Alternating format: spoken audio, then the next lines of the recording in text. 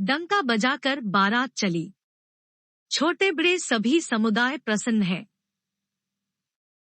रास्ते के गांव के स्त्री पुरुष श्री रामचंद्र जी को देखकर नेत्रों का फल पाकर सुखी होते हैं।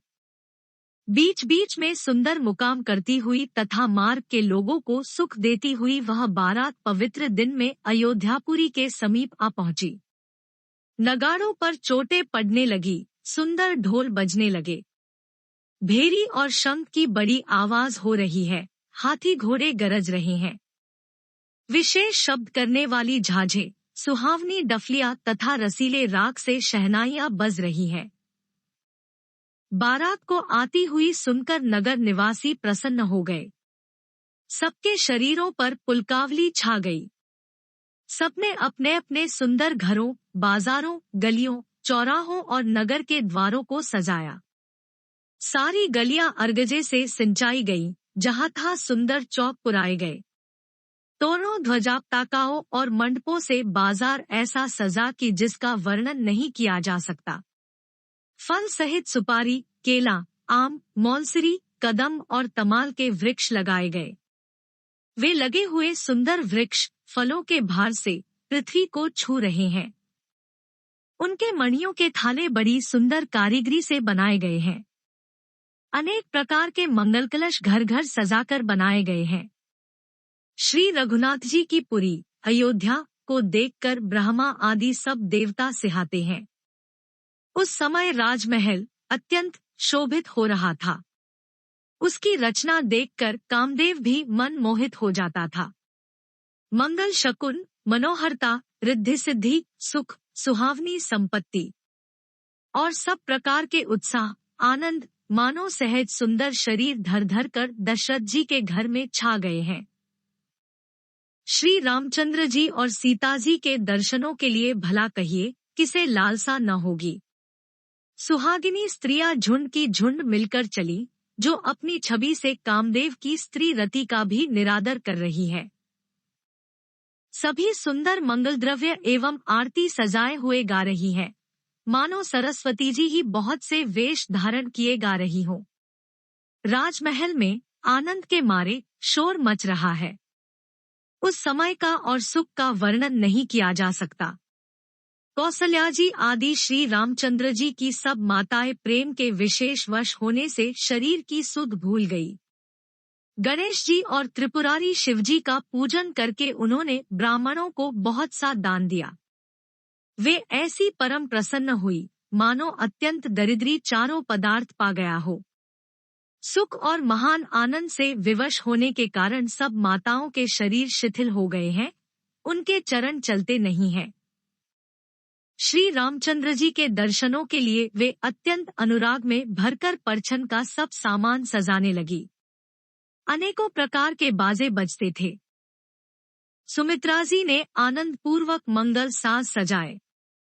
हल्दी, दूब, दही, पत्ते, फूल, पान और सुपारी आदि मंगल की मूल वस्तुएं तथा अक्षत, चावल, अखुए, गोरोचन, लावा और तुलसी की सुंदर मंजरियां सुशोभित है। नाना रंगों से चित्रित किए हुए सहज सुहावने सुवर्ण के कलश ऐसे मालूम होते हैं, मानो कामदेव के पक्षियों ने घोंसले बनाए हों। शकुन की सुगंधित वस्तुएं बखानी नहीं जा सकती। सब रानियां संपूर्ण मंगल साज सज रही हैं। बहुत प्रकार की आरती बनाकर वे आनंदित हुई सुंदर मंगलगान कर रही हैं। सोने के थालों को मांगलिक वस्तुओं से भरकर अपने कमल के समान कोमल हाथों में लिए हुए माताएं आनंदित होकर परछन करने चली। उनके शरीर पुलकावली से छा गए हैं। धूप के धुएं से आकाश ऐसा काला हो गया है, मानो सावन के बादल घुमड़ घुमड़ कर छा गए हों। देवता कल्पवृक्ष के फूलों की मालाएं बरसा रहे हैं। वे ऐसी लगती हैं, मानो बगुलों की पाती मन को अपनी ओर खींच रही हो। सुंदर मणियों से बने बंधनवार ऐसे मालूम होते हैं, मानो इंद्रधनुष सजाए हों। अटारियों पर सुंदर और चपल स्त्रियां प्रकट होती और छिप जाती है, आती जाती है। वे ऐसी जान पड़ती है, मानो बिजलियां चमक रही हों। नगाड़ों की ध्वनि मानो बादलों की घोर गर्जना है। याचकगण पपीहे, मेंढक और मोर है। देवता पवित्र सुगंध रूपी जल बरसा रहे हैं, जिससे खेती के समान नगर के सब स्त्री पुरुष सुखी हो रहे हैं। प्रवेश का समय जानकर गुरु वशिष्ठ जी ने आज्ञा दी। तब रघुकुलमणि महाराज दशरथ जी ने शिवजी, पार्वती जी और गणेश जी का स्मरण करके समाज सहित आनंदित होकर नगर में प्रवेश किया। शकुन हो रहे हैं, देवता दुंदुभी बजाकर फूल बरसा रहे हैं। देवताओं की स्त्रियां आनंदित होकर सुंदर मंगल गीत गाकर नाच रही है। मागध, सूत, भाट और चतुर नट तीनों लोकों के उजागर, सबको प्रकाश देने वाले परम प्रकाश स्वरूप श्री रामचंद्र जी का यश गा रहे हैं। जय ध्वनि तथा वेद की निर्मल श्रेष्ठ वाणी सुंदर मंगल से सनी हुई दसों दिशाओं में सुनाई पड़ रही है। बहुत से बाजे बजने लगे। आकाश में देवता और नगर में लोग सब प्रेम में मग्न हैं। बाराती ऐसे बनेठने हैं कि उनका वर्णन नहीं हो सकता। परम आनंदित है, सुख उनके मन में समाता नहीं है। तब अयोध्यावासियों ने राजा को जोहार वंदना की। श्री रामचंद्र जी को देखते ही वे सुखी हो गए। सब मणियां और वस्त्र निछावर कर रहे हैं। नेत्रों में प्रेमाश्रु का जल भरा है और शरीर पुलकित है। नगर की स्त्रियां आनंदित होकर आरती कर रही हैं और सुंदर चारों कुमारों को देखकर हर्षित हो रही है। पालकियों के सुंदर पर्दे हटाकर वे दुल्हनों को देखकर सुखी होती है। इस प्रकार सबको सुख देते हुए राजद्वार पर आए। माताएं आनंदित होकर बहुओं सहित कुमारों का परिछन कर रही है। वे बार बार आरती कर रही हैं। उस प्रेम और महान आनंद को कौन कह सकता है। अनेकों प्रकार के आभूषण, रत्न और वस्त्र तथा अगणित प्रकार की अन्य वस्तुएं निछावर कर रही है। बहुओं सहित चारों पुत्रों को देखकर माताएं परमानंद में मग्न हो गई। सीता जी और श्री राम जी की छवि को बार बार देखकर वे जगत में अपने जीवन को सफल मानकर आनंदित हो रही है। सखियां सीताजी के मुख को बार बार देखकर अपने पुण्यों की सराहना करती हुई गान कर रही है। देवता क्षण क्षण में फूल बरसाते, नाचते, गाते तथा अपनी अपनी सेवा समर्पण करते हैं। चारों मनोहर जोड़ियों को देखकर सरस्वती ने सारी उपमाओं को खोज डाला, पर कोई उपमा देते नहीं बनी, क्योंकि उन्हें सभी बिल्कुल तुच्छ जान पड़ी। तब हारकर वे भी श्री राम जी के रूप में अनुरक्त होकर एकटक देखती रह गई। वेद की विधि और कुल की रीति करके अर्घ्य पावड़े देती हुई बहुओं समेत सब पुत्रों को परछन करके माताएं महल में लिवा चली। स्वाभाविक ही सुंदर 4 सिंहासन थे, जो मानो कामदेव ने ही अपने हाथ से बनाए थे। उन पर माताओं ने राजकुमारियों और राजकुमारों को बैठाया और आदर के साथ उनके पवित्र चरण धोए। फिर वेद की विधि के अनुसार मंगल के निधान दूल्हा की दुल्हनों की धूप, दीप और नैवेद्य आदि के द्वारा पूजा की। माताएं बारंबार आरती कर रही हैं और वरवधुओं के सिरों पर सुंदर पंखे तथा चवर ढल रहे हैं। अनेकों वस्तुएं निछावर हो रही है। सभी माताएं आनंद से भरी हुई ऐसी सुशोभित हो रही हैं, मानो योगी ने परम तत्व को प्राप्त कर लिया। सदा के रोगी ने मानो अमृत पा लिया। जन्म का दरिद्री मानो पारस पा गया। अंधे को सुंदर नेत्रों का लाभ हुआ। गूंगे के मुख में मानो सरस्वती आ विराजी और शूरवीर ने मानो युद्ध में विजय पाली। इन सुखों से भी 100 करोड़ गुना बढ़कर आनंद माताएं पा रही हैं, क्योंकि रघुकुल के चंद्रमा श्री राम जी विवाह करके भाइयों सहित घर आए हैं। माताएं लोकरीति करती हैं और दूल्हा दुल्हनें सकुचाते हैं। इस महान आनंद और विनोद को देखकर श्री रामचंद्र जी मन ही मन मुस्कुरा रहे हैं। मन की सभी वासनाएं पूरी हुई जानकर देवता और पितरों का भली भांति पूजन किया। सबकी वंदना करके माताएं यही वरदान मांगती हैं कि भाइयों सहित श्री राम जी का कल्याण हो। देवता छिपे हुए अंतरिक्ष से आशीर्वाद दे रहे हैं और माताएं आनंदित हो आंचल भरकर ले रही है। तदंतर राजा ने बारातियों को बुलवा लिया और उन्हें सवारियां, वस्त्र, मणि, रत्न और आभूषणादि दिए। आज्ञा पाकर श्री राम जी को हृदय में रखकर वे सब आनंदित होकर अपने अपने घर गए। नगर के समस्त स्त्री पुरुषों को राजा ने कपड़े और गहने पहनाए। घर घर बधावे बजने लगे। याचक लोग जो जो मांगते हैं, विशेष प्रसन्न होकर राजा उन्हें वही ही देते हैं। संपूर्ण सेवकों और बाजे वालों को राजा ने नाना प्रकार के दान और सम्मान से संतुष्ट किया। सब जोहार वंदन करके आशीष देते हैं और गुण समूहों की कथा गाते हैं। तब गुरु और ब्राह्मणों सहित राजा दशरथ जी ने महल में गमन किया। वशिष्ठ जी ने जो आज्ञा दी उसे लोक और वेद की विधि के अनुसार राजा ने आदर पूर्वक किया। ब्राह्मणों की भीड़ देखकर अपना बड़ा भाग्य जानकर सब रानियां आदर के साथ उठीं। चरण धोकर उन्होंने सबको स्नान कराया और राजा ने भली भांति पूजन करके उन्हें भोजन कराया।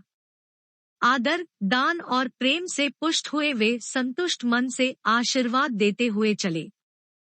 राजा ने गाधी पुत्र विश्वामित्र जी की बहुत तरह से पूजा की और कहा, हे नाथ, मेरे समान धन्य दूसरा कोई नहीं है। राजा ने उनकी बहुत प्रशंसा की और रानियों सहित उनकी चरणधूलि को ग्रहण किया। उन्हें महल के भीतर ठहरने को उत्तम स्थान दिया, जिसमें राजा और सब रनिवास उनका मन जोहता रहे, अर्थात जिसमें राजा और महल की सारी रानियां स्वयं उनकी इच्छानुसार उनके आराम की ओर दृष्टि रख सकें। फिर राजा ने गुरु वशिष्ठ जी के चरण कमलों की पूजा और विनती की।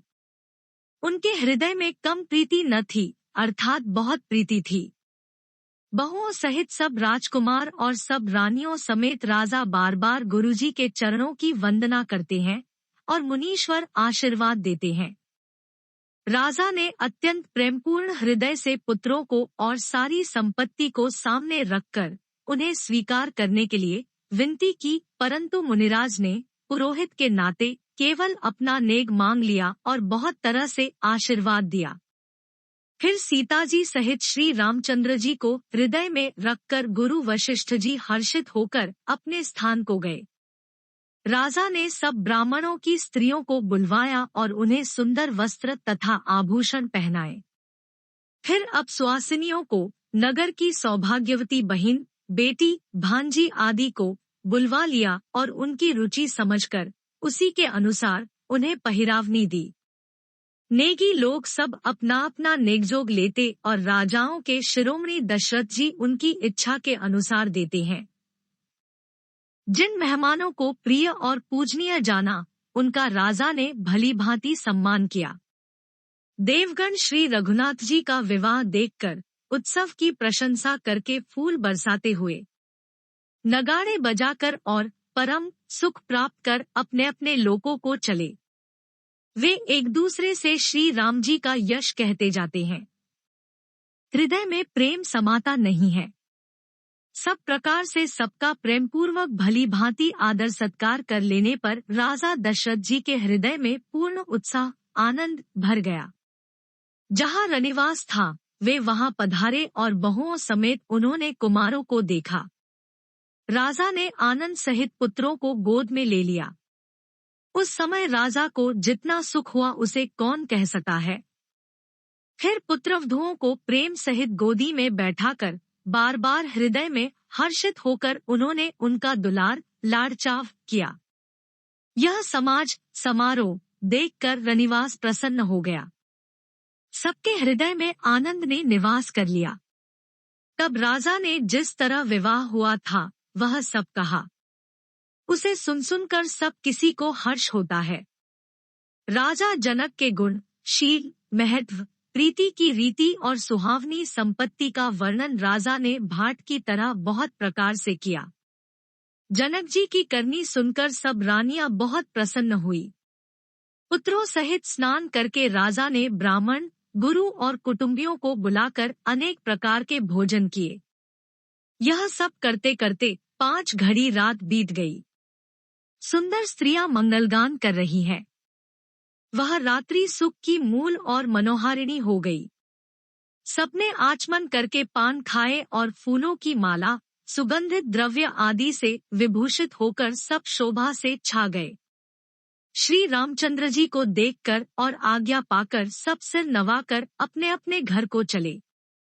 वहां के प्रेम, आनंद, विनोद, महत्व, समय, समाज और मनोहरता को सैकड़ों सरस्वती, शेष, वेद, ब्रह्मा, महादेव जी और गणेश जी भी नहीं कह सकते।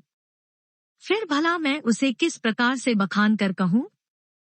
कहीं केंचुआ भी धरती को सिर पर ले सकता है। राजा ने सबका सब प्रकार से सम्मान करके कोमल वचन कहकर रानियों को बुलाया और कहा, बहुएं अभी बच्ची है, पराए घर आई है। इनको इस तरह से रखना जैसे नेत्रों को पलके रखती है, जैसे पलके नेत्रों की सब प्रकार से रक्षा करती है और उन्हें सुख पहुंचाती है, वैसे ही इनको सुख पहुंचाना। लड़के थके हुए नींद के वश हो रहे हैं, इन्हें ले जाकर शयन कराओ। ऐसा कहकर राजा श्री रामचंद्र जी के चरणों में मन लगाकर विश्राम भवन में चले गए।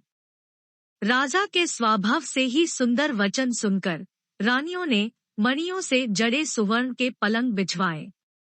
गद्दों पर गो के फेन के समान सुंदर एवं कोमल अनेकों सफेद चादरें बिछाईं। सुंदर तकियों का वर्णन नहीं किया जा सकता। मणियों के मंदिर में फूलों की मालाएं और सुगंध द्रव्य सजे हैं। सुंदर रत्नों के दीपकों और सुंदर चंदोवे की शोभा कहते नहीं बनती। जिसने उन्हें देखा हो वही जान सकता है।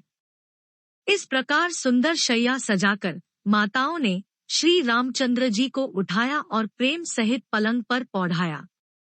श्री राम जी ने बार बार भाइयों को आज्ञा दी। तब वे भी अपनी अपनी शैयाओं पर सो गए।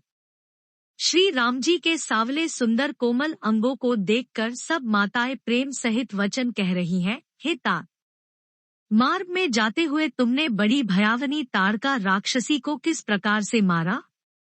बड़े भयानक राक्षस जो विकट योद्धा थे और जो युद्ध में किसी को कुछ नहीं गिनते थे, उन दुष्ट मारीच और सुबाहु को सहायकों सहित तुमने कैसे मारा? हे तात, मैं बलैया लेती हूँ, मुनि की कृपा से ही ईश्वर ने तुम्हारी बहुत सी बलाओं को टाल दिया। दोनों भाइयों ने यज्ञ की रखवाली करके गुरुजी के प्रसाद से सब विद्याएं पाई। चरणों की धूली लगते ही मुनि पत्नी अहल्या तर गई। विश्व भर में यह कीर्ति पूर्ण रीति से व्याप्त हो गई। कच्छप की पीठ, वज्र और पर्वत से भी कठोर शिवजी के धनुष को राजाओं के समाज में तुमने तोड़ दिया। विश्व विजय के यश और जानकी को पाया और सब भाइयों को ब्याह कर घर आए। तुम्हारे सभी कर्म अमानुषी हैं, मनुष्य की शक्ति के बाहर हैं, जिन्हें केवल विश्वामित्र जी की कृपा ने सुधारा है, संपन्न किया है। हे तात, तुम्हारा चंद्रमुख देखकर आज हमारा जगत में जन्म लेना सफल हुआ। तुमको बिना देखे जो दिन बीते हैं, उनको ब्रह्मा गिनती में न लावे, हमारी आयु में शामिल न करे। विनय भरे उत्तम वचन कहकर श्री रामचंद्र जी ने सब माताओं को संतुष्ट किया। फिर शिवजी, गुरु और ब्राह्मणों के चरणों का स्मरण कर नेत्रों को नींद के वश किया, अर्थात वे सो रहे। नींद में भी उनका अत्यंत सलोना मुखड़ा ऐसा सो रहा था, मानो संध्या के समय का लाल कमल सो रहा हो। स्त्रियां घर घर जागरण कर रही हैं और आपस में एक दूसरी को मंगलमयी गालियां दे रही हैं। रानियां कहती हैं, हे सजनी, देखो आज रात्रि की कैसी शोभा है, जिससे अयोध्यापुरी विशेष शोभित हो रही है। यूं कहती हुई सासुएं सुंदर बहुओं को लेकर सो गई, मानो सर्पों ने अपने सिर की मणियों को हृदय में छिपा लिया है। प्रातःकाल पवित्र ब्रह्मा मुहूर्त में प्रभु जागे। मुर्गे सुंदर बोलने लगे। भाट और मागधों ने गुणों का गान किया तथा नगर के लोग द्वार पर जोहार करने को आए। ब्राह्मणों, देवताओं, गुरु, पिता और माताओं की वंदना करके आशीर्वाद पाकर सब भाई प्रसन्न हुए। माताओं ने आदर के साथ उनके मुखों को देखा। फिर वे राजा के साथ दरवाजे बाहर पधारे। स्वभाव से ही पवित्र चारों भाइयों ने सब शौचादि से निवृत्त होकर पवित्र सरयू नदी में स्नान किया और प्रातःक्रिया संध्या वंदनादि करके वे पिता के पास आए। राजा ने देखते ही उन्हें हृदय से लगा लिया।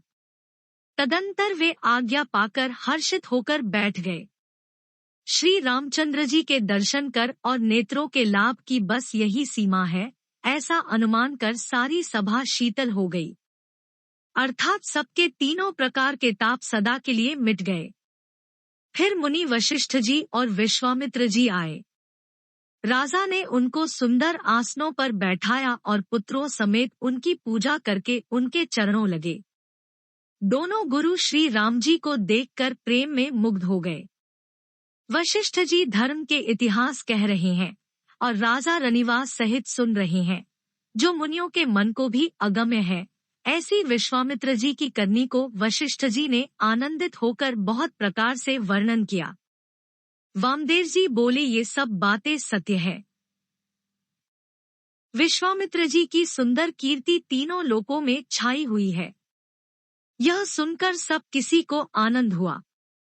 श्री राम लक्ष्मण के हृदय में अधिक उत्साह आनंद हुआ। नित्य ही मंगल आनंद और उत्सव होते हैं। इस तरह आनंद में दिन बीतते जाते हैं। अयोध्या आनंद से भरकर उमड़ पड़ी। आनंद की अधिकता अधिक बढ़ती ही जा रही है। अच्छा दिन, शुभ मुहूर्त शोध कर सुंदर कंकण खोले गए। मंगल आनंद और विनोद कुछ कम नहीं हुए, अर्थात बहुत हुए। इस प्रकार नित्य नए सुख को देखकर देवता सिहाते हैं और अयोध्या में जन्म पाने के लिए ब्रह्मा जी से याचना करते हैं। विश्वामित्र जी नित्य ही चलना, अपने आश्रम जाना चाहते हैं, पर रामचंद्र जी के स्नेह और विनयवश रह जाते हैं। दिनोंदिन राजा का 100 गुना भाव प्रेम देखकर महामुनिराज विश्वामित्र जी उनकी सराहना करते हैं। अंत में जब विश्वामित्र जी ने विदा मांगी, तब राजा प्रेममग्न हो गए और पुत्रों सहित आगे खड़े हो गए। वे बोले, हे नाथ, यह सारी संपदा आपकी है। मैं तो स्त्री पुत्रों सहित आपका सेवक हूँ। हे मुनि, लड़कों पर सदा स्नेह करते रहिएगा और मुझे भी दर्शन देते रहिएगा। ऐसा कहकर पुत्रों और रानियों सहित राजा दशरथ जी विश्वामित्र जी के चरणों पर गिर पड़े। प्रेमविह्वल हो जाने के कारण उनके मुंह से बात नहीं निकलती। ब्राह्मण विश्वामित्र जी ने बहुत प्रकार से आशीर्वाद दिए और वे चल पड़े। प्रीति की रीति कहीं नहीं जीती। सब भाइयों को साथ लेकर श्री राम जी प्रेम के साथ उन्हें पहुंचाकर और आज्ञा पाकर लौटे।